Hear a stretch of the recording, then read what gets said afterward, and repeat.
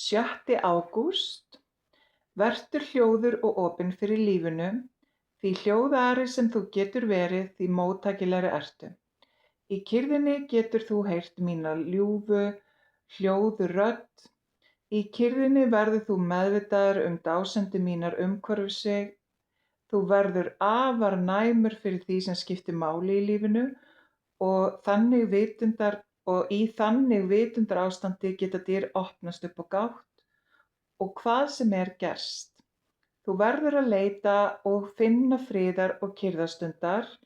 Skiptir engu hve önnum kafin persóna þú ert, því þær þurfa ekki að vara lengi í einu.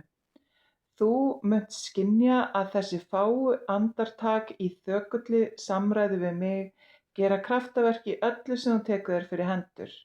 Í staðinn fyrir að æða inn í verkefni eða gera eitthvað að því að það sem verður að gera, munu viðhorf þitt breytast gagnvart því sem þú tekur þér fyrir hendi og verður blessun, lof og þakklæti. Þegar viðhorf þitt og nálgun verkefnisins rétt, gefur það aðeins sinn besta árangur og færir blessun öllum sem málið varðar.